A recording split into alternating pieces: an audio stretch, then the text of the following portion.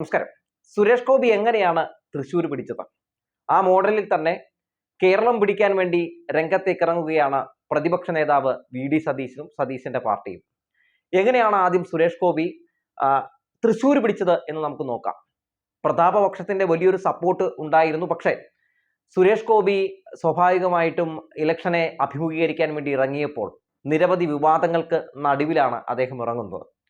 പോണ്ടിച്ചേരിയിലെ അദ്ദേഹത്തിന്റെ വാഹന രജിസ്ട്രേഷനുമായി ബന്ധപ്പെട്ട ടാക്സ് വെട്ടിപ്പ് കേസ്, അതുപോലെ തന്നെ നിരവധി ആരോപണങ്ങൾ നേരിട്ടുകൊണ്ടിരിക്കുന്ന സമയത്താണ് സുരേഷ് ഗോപി ഇലക്ഷനെ നേരിടാൻ വേണ്ടി ഇറങ്ങുന്നത്. സ്വാഭാവികമായിട്ടും ആളുകളൊക്കെ സുരേഷ് ഗോപി ഇത്രയ്ക്ക് വലിയ തട്ടിപ്പ് വീരനായിരുന്നല്ലേ എന്നൊക്കെ ഒരു തോന്നൽ ഉണ്ടാകുന്ന സാഹചര്യമാണ്. അത് നന്നായി തന്നെ സുരേഷ് ഗോപിക്ക് അറിയാം. സുരേഷ് ഗോപി എങ്ങനെയാണ് അതിനെ മറികടന്നത് എന്ന് നമുക്കൊന്ന് പരിശോധിക്കാം. സുരേഷ് ഗോപി ഇതിനെ മറികടക്കാൻ വേണ്ടി ഉപയോഗിച്ചത് സോഷ്യൽ മീഡിയ പ്ലാറ്റ്ഫോമുകളാണ്. സോഷ്യൽ മീഡിയയെ വലിയ തോതിൽ ഇദ്ദേഹം ഉപയോഗപ്പെടുത്തി. പ്രത്യേകിച്ച് ഈ സിനിമ റിവ്യൂ ഒക്കെ ചെയ്യുന്ന, സിനിമ റെസ്പോൺസ് ഒക്കെ കൊടുക്കുന്ന ഓൺലൈൻ ചാനലുകളെയൊക്കെ അദ്ദേഹം വിളിച്ചുകൂട്ടി. അദ്ദേഹം നിൽക്കുന്നതും നടക്കുന്നതും സഹായിക്കുന്നതും ഒക്കെ വലിയ തോതിൽ അദ്ദേഹം ഈ ചാനലുകളിലൂടെ ആളുകളിലേക്ക് എത്തിച്ചുകൊണ്ടേയിരുന്നു. അതുപോലെ തന്നെ അദ്ദേഹത്തിൻ്റെ വർഷങ്ങൾക്ക് മുമ്പ് ചെയ്ത പല ഇൻ്റർവ്യൂകളും, ആ ഇൻ്റർവ്യൂകളിലൊക്കെ എന്താണ് സുരേഷ് ഗോപി അന്ന് പറഞ്ഞിരുന്നതെന്നൊക്കെ നമുക്കറിയാം. ഞാൻ അവരെ സഹായിച്ചു, ഞാൻ ഇവരെ സഹായിച്ചു. ഒരു നന്മമരമാണ് സുരേഷ് ഗോപി എന്ന ഒരു ലേബൽ സുരേഷ് ഗോപി ആ കാലഘട്ടത്തിൽ ഉണ്ടാക്കിയെടുക്കാൻ വേണ്ടി ശ്രമം നടത്തിക്കൊണ്ടിരിക്കുകയായിരുന്നു. ആ സമയത്താണ് അദ്ദേഹം കുറേ ഇൻ്റർവ്യൂസ് ഒക്കെ കൊടുക്കുന്നത്. ആ ഇൻ്റർവ്യൂകളൊക്കെ ഇലക്ഷൻ സമയത്ത് വീണ്ടും റീപോസ്റ്റ് പലരും ചെയ്യുന്ന കാഴ്ചയൊക്കെ നമ്മൾ കണ്ടു. സ്വാഭാവികമായിട്ടും മലയാളികൾ നിഷ്കളങ്കരാണല്ലോ. അവർ ഫേസ്ബുക്ക് തുറന്നാലും വാട്സപ്പ് തുറന്നാലും ഇൻസ്റ്റാഗ്രാം തുറന്നാലും, അതായത് മലയാളികൾ ഏറ്റവും കൂടുതൽ ഉപയോഗിക്കുന്ന സമൂഹ മാധ്യമങ്ങളിൽ, സോഷ്യൽ മീഡിയ പ്ലാറ്റ്ഫോമുകളിലൊക്കെ സുരേഷ് ഗോപി നിറഞ്ഞു നിൽക്കുന്ന സാഹചര്യം ഉണ്ടായി. അതോടുകൂടി തന്നെ സുരേഷ് ഗോപിയുടെ ആരോപണങ്ങൾ, അദ്ദേഹത്തിനെതിരെ ഉയർന്ന വിവാദങ്ങളൊക്കെ പതിയെ എല്ലാവരും അങ്ങ് മറക്കാൻ തുടങ്ങി. മാത്രവുമല്ല, മാധ്യമങ്ങൾ ഈ വിഷയവുമായി ബന്ധപ്പെട്ടൊക്കെ അദ്ദേഹത്തിൻ്റെ അടുത്ത് പല ചോദ്യങ്ങൾ ചോദിച്ചൊക്കെ രംഗത്തേക്ക് വന്നപ്പോൾ സ്വാഭാവികമായിട്ടും അദ്ദേഹത്തിന് പ്രതികരിക്കേണ്ട പ്രതിബദ്ധത ഉണ്ടായിരുന്നിട്ട് പോലും സുരേഷ് ഗോപി നൈസായിട്ട് അഭിനയിച്ച് ഒഴിഞ്ഞു മാറുന്ന കാഴ്ചയൊക്കെയാണ് കണ്ടത്. അതുപോലെ തന്നെ സുരേഷ് ഗോപി മാധ്യമപ്രവർത്തകരോടൊക്കെയുള്ള അദ്ദേഹത്തിൻ്റെ ഇടപെടലുകളൊക്കെ വലിയ തോതിൽ വലിയ ഏണിയായി തുടങ്ങിയെന്ന് സുരേഷ് ഗോപിക്ക് തന്നെ മനസ്സിലായിരുന്നു. കാരണം സുരേഷ് ഗോപി ഒരു വനിതാ റിപ്പോർട്ടറുടെ തോളത്ത് കൈയിട്ട് കേസുമായി ബന്ധപ്പെട്ട് അദ്ദേഹത്തിനെതിരെ കേസ് ചാർജ് ചെയ്ത കാര്യമൊക്കെ നമുക്കറിയാം. അതുപോലെ തന്നെ വേറൊരു റിപ്പോർട്ടർ ചാനലിലെ ഒരു വനിതാ മാധ്യമ പ്രവർത്തകയ്ക്ക് നേരെ എടുത്തു ചാടി ആക്രോശിച്ച കാഴ്ചയൊക്കെ നമ്മൾ കണ്ടതാണ്. അത് സുരേഷ് ഗോപി മുന്നോട്ട് പോയപ്പോൾ സുരേഷ് ഗോപിക്ക് ഒരു കാര്യം മനസ്സിലായി. മാധ്യമങ്ങളിൽ നിന്നൊക്കെ ഒരുപാട് വിമർശനങ്ങൾ ഉയരാൻ തുടങ്ങി. സുരേഷ് ഗോപിക്ക് മനസ്സിലായി ഇനി എന്തായാലും നല്ല ഒരു നാടകം, ഒരു അഭിനയം കാഴ്ചവെച്ചാൽ മാത്രമേ ഇവരെയൊക്കെ പോക്കറ്റിലിടാൻ കഴിയുമെന്ന്. പിന്നീട് എങ്ങനെയൊക്കെയാണെന്ന് അറിയില്ല, പിന്നീട് മാധ്യമങ്ങളൊക്കെ സുരേഷ് ഗോപിനെ ഇങ്ങനെ ഊഞ്ഞാലാട്ടി താലോലിക്കുന്ന കാഴ്ചയൊക്കെയാണ് നമ്മൾ കണ്ടത്. ഒരു വാക്കുകൾ കൊണ്ടുപോലും കൈരളി റിപ്പോർട്ടറിനെയും ദേശാഭിമാനി റിപ്പോർട്ടറിനെയും മാറ്റി നിർത്തിയാൽ മറ്റുള്ള മാധ്യമങ്ങളിലെ റിപ്പോർട്ടർമാരൊക്കെ സുഖിപ്പിക്കുന്ന കാഴ്ചയാണ് നമ്മൾ കണ്ടത്. നിരവധി പൊള്ളുന്ന ചോദ്യങ്ങൾ ചോദിക്കാൻ കഴിയുമായിരുന്നിട്ടും എന്തുകൊണ്ടോ അവർ പൊള്ളുന്ന ചോദ്യങ്ങളിലേക്ക് വെള്ളം കോരിയൊഴിച്ച് തണുത്ത ചോദ്യങ്ങൾ മാത്രം ചോദിച്ച് സുരേഷ് ഗോപിയെ സങ്കടപ്പെടുത്താത്ത കാഴ്ചയൊക്കെയാണ് നമ്മൾ കണ്ടത്. എന്തായാലും സുരേഷ് ഗോപി ഇപ്പോൾ ജയിച്ച ശേഷവും എന്താണ് അദ്ദേഹം ചെയ്തുകൊണ്ടിരിക്കുന്നത്? ജയിച്ച ശേഷവും മാധ്യമങ്ങൾ അദ്ദേഹത്തിന് പുറകെ തന്നെയാണ്. അദ്ദേഹത്തിന് പുറകെ എന്ന് പറഞ്ഞാൽ പോരാ, അദ്ദേഹം മാധ്യമങ്ങളുമായി സഞ്ചരിക്കുകയാണ്. സ്വാഭാവികമായിട്ടും ഒരാൾ കേന്ദ്ര സഹമന്ത്രിയാകുമ്പോൾ അദ്ദേഹത്തിന് PA ഉണ്ടാകും, സോഷ്യൽ മീഡിയ മാനേജ് ചെയ്യാനായിട്ടുള്ള ചില ആളുകളുണ്ടാകും. അവർ സുരേഷ് ഗോപി ഇന്ന സ്ഥലത്ത് പോകുമെന്ന് മാധ്യമങ്ങൾ അറിയിക്കുകയാണ്. മാധ്യമങ്ങൾ ഇതുമായി ബന്ധപ്പെട്ട് അവിടെ ചെല്ലുന്നു. ഈ സുരേഷ് ഗോപിയുടെ ഓരോ മൂവ്മെൻറ്റ്സും സുരേഷ് ഗോപി പറയുന്നതൊക്കെ എടുത്ത് കൊടുക്കുകയാണ്. നികേഷ് കുമാർ റിപ്പോർട്ടർ ചാനലിൽ പണ്ട് പറഞ്ഞൊരു കാര്യം ഞാൻ ഓർക്കുന്നുണ്ട്. സുരേഷ് ഗോപി ഭയങ്കര എവിടെയെങ്കിലും ഒരു പരിപാടി നടത്താൻ പോകുന്നുണ്ട്, അയാൾ നേരത്തെ പ്ലാൻ ചെയ്തിട്ട് പോകുന്നൊരു വ്യക്തിയാണ്. എങ്ങനെ കയ്യടി മേടിക്കാമെന്നൊക്കെ ആലോചിച്ച് അത് പ്ലാൻ ചെയ്ത് പോകുന്നൊരു വ്യക്തിയാണെന്ന് സുരേഷ് ഗോപിയെക്കുറിച്ച് നികേഷ് കുമാർ ഒരിക്കൽ പറഞ്ഞു കേട്ടിട്ടുണ്ട്. അത് തന്നെയാണ് നമ്മളിപ്പോൾ കണ്ടുകൊണ്ടിരിക്കുന്നത്. സുരേഷ് ഗോപി ഈ പറയുന്ന പോലെ വിളിച്ചത് പ്രകാരം മാധ്യമപ്രവർത്തകരെത്തുന്നു. അതിനുശേഷം സിനിമാ മോഡൽ ഡയലോഗുകൾ അദ്ദേഹം പറയുന്നു. സുരേഷ് ഗോപിയുടെ ഡയലോഗുകളിൽ പോലും ഞാനൊരു എന്താ പറയുക, ഒരു സാധാരണ മനുഷ്യനല്ല, പലപ്പോഴും ഈ സന്യാസിമാരൊക്കെ സംസാരിക്കുന്ന പോലുള്ള പല പദപ്രയോഗങ്ങളൊക്കെയാണ് അദ്ദേഹം എടുത്ത് പയറ്റുന്നത്. അതെന്തുമാകട്ടെ, എന്തായാലും സുരേഷ് ഗോപി ഇപ്പോഴും മാധ്യമങ്ങളെ കൈവിടുന്നില്ല. അദ്ദേഹം നന്നായി അറിയാം, മാധ്യമങ്ങൾ കൂടെയില്ലെങ്കിൽ, സോഷ്യൽ മീഡിയ കാര്യമായിട്ട് ഉപയോഗപ്പെടുത്തിയില്ലെങ്കിൽ 8 നിലയിൽ അടുത്ത തവണ പൊട്ടുമെന്ന് മാത്രമല്ല ജനങ്ങൾ പതിയെ കൈവിടും എന്നൊക്കെ നന്നായി അറിയാവുന്നതുകൊണ്ട് സുരേഷ് ഗോപി അതുമായി നടക്കുകയാണ്. ഇതിനിടയിലാണ് ഇന്ദിരാഗാന്ധിയുമായി ബന്ധപ്പെട്ട ഒരു ചെറിയ വിവാദം ഉണ്ടാകുന്നത്. ഇന്ദിരാഗാന്ധി ഭാരതമാതാവാണെന്ന് അദ്ദേഹം പറയുകയാണ്. എത്രമാത്രം വിവാദം സൃഷ്ടിക്കാവുന്ന ഒരു അന്തിച്ചർച്ച നടത്താവുന്ന ഒരു സബ്ജക്റ്റ് ആയിരുന്നു അത്. പക്ഷേ മാധ്യമങ്ങളിലൊന്നും അത് അന്തിച്ചർച്ചയാകുന്നില്ല. പിറ്റേ ദിവസം എന്താണ് കാണുന്നത്? വലിയ വിമർശനങ്ങൾ ഉയരാൻ തുടങ്ങിയപ്പോൾ സുരേഷ് ഗോപിയുടെ അടുത്ത് മാധ്യമപ്രവർത്തകർ ചെല്ലുമ്പോൾ അദ്ദേഹം പറയുന്നു, ഞാൻ അങ്ങനെയൊന്നുമല്ല ഉദ്ദേശിച്ചത്, ഒരു ഭാരത മാതാവെന്ന് ഞാൻ ഉദ്ദേശിച്ചത് എന്താ പറയുക, നിങ്ങൾ ഉദ്ദേശിക്കുന്ന ഒരു രീതിയിലൊന്നും അല്ല ഉദ്ദേശിച്ചതെന്ന് പറഞ്ഞാൽ അദ്ദേഹം ന്യായീകരിച്ച് ഒഴിഞ്ഞു മാറുന്ന കാഴ്ചയൊക്കെ കണ്ടിരുന്നു. അതോടൊപ്പം തന്നെ അദ്ദേഹം പറഞ്ഞത് ഈ ഭാരതത്തിൻ്റെ ഒരേ ഒരു ഏറ്റവും മികച്ച ശില്പി എന്ന് പറയുന്നത് ഇന്ദിരാഗാന്ധിയായിരുന്നു എന്ന് അദ്ദേഹം പറയുന്നുണ്ട്. എന്നാൽ നരേന്ദ്രമോദി എന്താണ് പറയുന്നത്? ഞാൻ അധികാരത്തിൽ വന്ന ശേഷമാണ് ഇന്ത്യ ഇന്ന് കാണുന്ന രീതിയിലേക്ക് മാറ്റിയത്.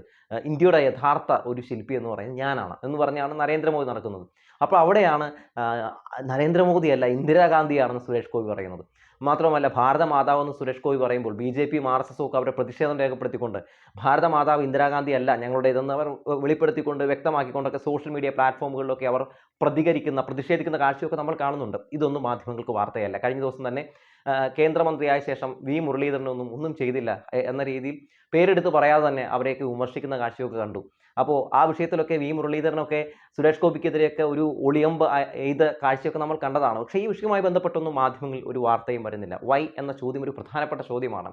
ഒരു തെളിവുമില്ലാത്തതിൻ്റെ പേരിൽ യാതൊരു കഴമ്പില്ലാത്തതിൻ്റെ പേരിലുമൊക്കെ അന്തിച്ചർച്ച നടത്താൻ യാതൊരു നാണവുമില്ലാത്ത മാപ്രകൾ എന്തുകൊണ്ട് ഇത്തരം വിഷയങ്ങളിൽ സുരേഷ് ഗോപിയെ സങ്കടപ്പെടുത്തുന്നില്ല എന്ന് ചോദിച്ചാൽ, അല്ലെങ്കിൽ സുരേഷ് ഗോപിയെ ത്തിന്റെ യാതൊരു രീതിയിലുള്ള ഒരു പൊള്ളലുകളും അനുഭവിപ്പിക്കുന്നില്ല എന്ന് ചോദിച്ചിട്ടുണ്ടെങ്കിൽ, സുരേഷ് ഗോപിയെ ഇവർ ഊഞ്ഞാലാട്ടി സുഖിപ്പിച്ച് വിടുന്നതിന് കാരണം അദ്ദേഹം ഒരു BJP-യുടെ NDA-യുടെ ഒരു മന്ത്രിയാണ്. ഈ ED ഒക്കെ നമ്മുടെ മാധ്യമ സ്ഥാപനങ്ങളിലേക്ക് എത്താതിരിക്കണമെങ്കിൽ സുരേഷ് ഗോപിയെ മാക്സിമം സുഖിപ്പിക്കണം. കഴിഞ്ഞ ദിവസം തന്നെ സുരേഷ് ഗോപി ഒരു താക്കീത് കൊടുത്ത് എല്ലാവരും ശ്രദ്ധിച്ച് കാണും.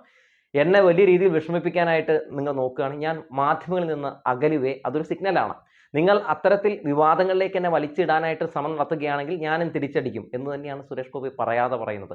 പണ്ടെപ്പോഴോ സുരേഷ് ഗോപിയെ പറ്റി പറഞ്ഞ ഒരു ഡയലോഗിന്റെ പേരിൽ സംഘപരിവാരങ്ങൾ അശ്ലീലം പരാമർശങ്ങൾ നടത്തി വളരെ മോശമായ രീതിയിൽ ഒരു പെൺകുട്ടിയെ സോഷ്യൽ മീഡിയ പ്ലാറ്റ്ഫോമിൽ വലിച്ചു കയറിയപ്പോൾ സ്വന്തം സഹപ്രവർത്തകയാണ്, ഞാൻ രക്ഷിക്കേണ്ട ഒരു ബാധ്യത എനിക്കുണ്ട് എന്ന് പോലും തോന്നി രംഗത്തേക്ക് വരാതിരുന്നൊരു വ്യക്തിയാണ് സുരേഷ് ഗോപി. ഒരിക്കൽ പോലും സംഘപരിവാരങ്ങളോട് സോഷ്യൽ മീഡിയ പ്ലാറ്റ്ഫോമിൽ നിമിഷ സജയനെ ഒരു രീതിയിലും ആക്രമിക്കരുത് എന്ന് പോലും അദ്ദേഹം പറഞ്ഞില്ല എന്നതും എടുത്തു പറയേണ്ട ഒരു കാര്യമാണ്.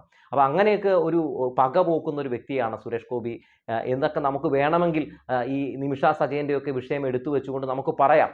പക്ഷേ സുരേഷ് ഗോപി എന്ന് പറയുന്ന ഈ വ്യക്തി ഓരോ ദിവസവും ഉണ്ടാക്കുന്ന വിവാദങ്ങളൊന്നും ചർച്ച ചെയ്യപ്പെടാതെ പോകുന്നതിനൊക്കെ കാരണം സോഷ്യൽ മീഡിയയിൽ അദ്ദേഹം കൊടുത്തുകൊണ്ടിരിക്കുന്ന ഹൈപ്പും അദ്ദേഹത്തിനെ സോഷ്യൽ മീഡിയ പല രീതിയിലും അദ്ദേഹത്തിൻ്റെ പോസിറ്റീവ് കാര്യങ്ങളൊക്കെ പുറത്തു വിട്ടുകൊണ്ട് ആ ഒരു ഇമേജ് നിലനിർത്താൻ വേണ്ടി ശ്രമം നടത്തുന്നുണ്ട്. ഇത് പ്രതിപക്ഷവും മനസ്സിലാക്കിയിരിക്കുകയാണ്. അപ്പോൾ പ്രതിപക്ഷം ഇപ്പം എന്താണ് ചെയ്യുന്നത്?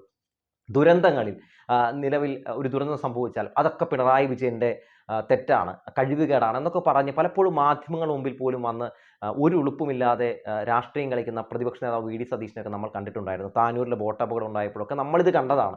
പക്ഷേ ഇപ്പോൾ കുവൈറ്റിൽ തീപിടുത്തത്തിൽ മലയാളികൾ മരിക്കുകയാണ്. പക്ഷേ ഈ വിഷയത്തിൽ വീണ ജോർജിനെ സർക്കാരിൻ്റെ ഒരു പ്രതിനിധിയായിട്ട് കുവൈറ്റിലേക്ക് അയക്കാൻ വേണ്ടി ശ്രമം നടത്തിയപ്പോൾ പൊളിറ്റിക്കൽ ക്ലിയറൻസ് കൊടുക്കാതെ BJP അത് തടഞ്ഞ സാഹചര്യമുണ്ടായി. ആ സാഹചര്യത്തിൽ നമ്മളെയൊക്കെ ഞെട്ടിപ്പിച്ചുകൊണ്ട് VD സതീശൻ പറയുകയാണ്, കേന്ദ്രത്തിൻ്റെ നിലപാട് തെറ്റായിപ്പോയി, വീണ ജോർജിനെ അങ്ങോട്ട് വിടണമായിരുന്നു എന്ന് പറയുകയാണ്.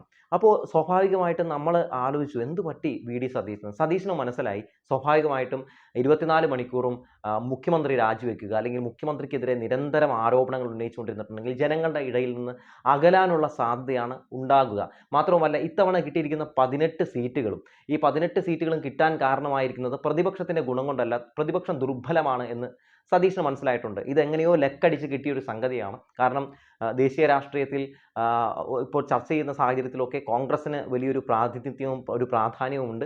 അപ്പോൾ ആ പ്രാധാന്യത്തിൻ്റെ ഭാഗമായിട്ടാണ് ഇവിടെ ആ ഒരു ടെൻഡ് അടിച്ച് കയറിയപ്പോഴാണ് NDA സർക്കാരിനെ താഴെ ഇറക്കാൻ വേണ്ടി ഉള്ളൊരു വികാരം അടിച്ചു കയറിയതിൻ്റെ ഭാഗമായാണ് കോൺഗ്രസ്സുകാർ പോകട്ടെ എന്ന നിലപാട് ജനങ്ങൾ സ്വീകരിച്ചതെന്ന് നന്നായി തന്നെ പ്രതിപക്ഷ നേതാവിന് മനസ്സിലായിരിക്കുന്നു. അതുകൊണ്ട് പ്രതിപക്ഷ നേതാവ് കുറച്ചുകൂടി സൗമ്യനായാണ് ഇപ്പോൾ മാധ്യമങ്ങളൊക്കെ പ്രതികരിച്ച് നമ്മൾ കാണുന്നത്. ഇതൊക്കെ കനകോലുവിൻ്റെ തന്ത്രം തന്നെയാണ്. ഇനി സോഷ്യൽ മീഡിയ പ്ലാറ്റ്ഫോമുകളിലേക്ക് വന്നാലോ, സുരേഷ് ഗോപി പയറ്റുന്ന അതേ പല പൈറ്റിലുകളും ഇപ്പോൾ സോഷ്യൽ മീഡിയയിൽ ഇവരും ആരംഭിച്ചിട്ടുണ്ട്. അതെങ്ങനെയാണ്? അതായത് VD സതീശൻ ചെയ്യുന്ന കാര്യങ്ങൾ, അതുപോലെ തന്നെ VD സതീശൻ പറയുന്ന ഡയലോഗുകളൊക്കെ റീൽസ് ആയിട്ടൊക്കെ പല മാധ്യമങ്ങൾ, ഓൺലൈൻ മാധ്യമങ്ങളിലൊക്കെ നമുക്ക് കാണാൻ പറ്റുന്നുണ്ട്.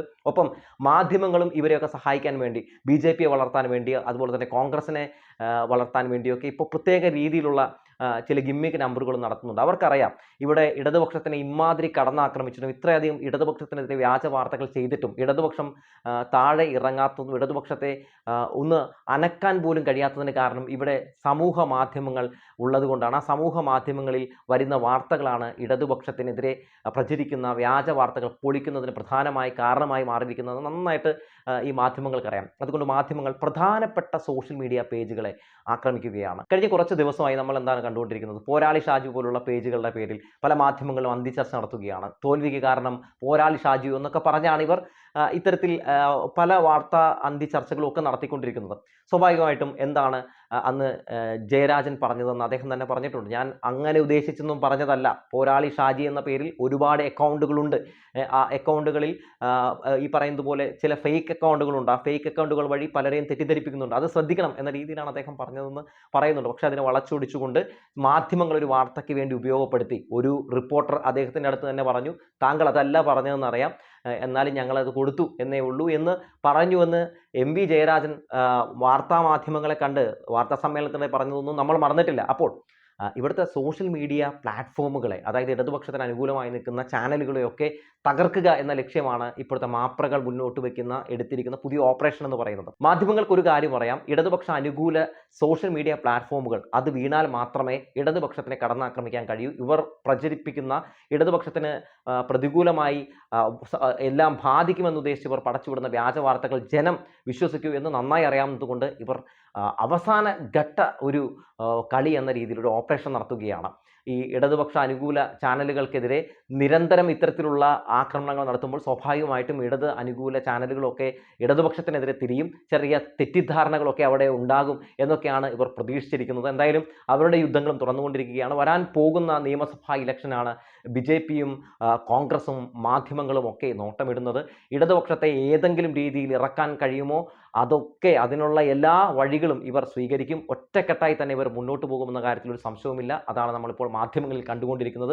നിരവധി സംഭവവികാസങ്ങൾ, നിരവധി ചോദ്യം ചെയ്യേണ്ട, നിരവധി ചർച്ച ചെയ്യേണ്ട വിഷയങ്ങൾ നമ്മുടെ രാജ്യത്തുണ്ടായിരുന്നിട്ടും നമ്മുടെ കേരളത്തിലുണ്ടായിരുന്നിട്ടും മാധ്യമങ്ങൾ 3-4 ദിവസവും ഒക്കെ പോരാളി ഷാജിയുടെ പേരിൽ പോലും ഒരു അന്തിച്ചർച്ച നടത്താൻ സമയം കണ്ടെത്തിയെങ്കിൽ അവരുടെ ഏറ്റവും പ്രധാനപ്പെട്ട ഇനിയൊരു നീക്കം സോഷ്യൽ മീഡിയ പ്ലാറ്റ്ഫോമുകളെ ഈ ഇടതുപക്ഷത്തിൽ നിന്ന് പിരിക്കുക, അകറ്റുക എന്നുള്ളതാണ്. അതിനുവേണ്ടിയുള്ള കുത്തിത്തിരിപ്പുകളാണ് ഇപ്പോൾ അവർ ചെയ്തുകൊണ്ടിരിക്കുന്നത്. എന്തായാലും സുരേഷ് ഗോപിയാകാൻ പ്രതിപക്ഷവും സുരേഷ് ഗോപിയും ഒരുമിച്ച് നമ്മുടെ കേരളത്തിൽ ഭരിക്കാൻ വേണ്ടി, ഇടതുപക്ഷത്തെ ഇല്ലാതാക്കാൻ വേണ്ടി മാധ്യമങ്ങളും കിണഞ്ഞു പരിശ്രമിക്കുകയാണ്. ഈ പരിശ്രമങ്ങളൊക്കെ ഇല്ലാതാക്കും, നിഷ്പ്രഭം ഇല്ലാതാക്കി കളയും ഈ നാട്ടിലെ ജനങ്ങൾ എന്ന് പറയാതെ വയ്യ. തൃശ്ശൂരിൽ സുരേഷ് ഗോപിയെ ഒരു സീറ്റ് പിടിച്ചത് പ്രതാപപക്ഷത്തിന്റെ കാരുണ്യം കൊണ്ടോ കോൺഗ്രസിന്റെ വീഴ്ച കൊണ്ടോ മാത്രമാണെന്ന് ഞാൻ വിശ്വസിക്കുന്നില്ല.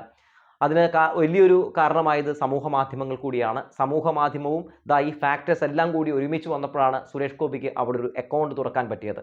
ഇത് എല്ലാവർക്കും തന്നെ നന്നായിട്ട് മനസ്സിലായിട്ടുണ്ട്. ഇനി വരാൻ പോകുന്ന ടൈമിലും പ്രതിപക്ഷവും ഉപയോഗിക്കാൻ പോകുന്നത് ഈ സമൂഹ മാധ്യമങ്ങളെയും ഈ സോഷ്യൽ മീഡിയ പ്ലാറ്റ്ഫോമിനെയും തന്നെയാകും.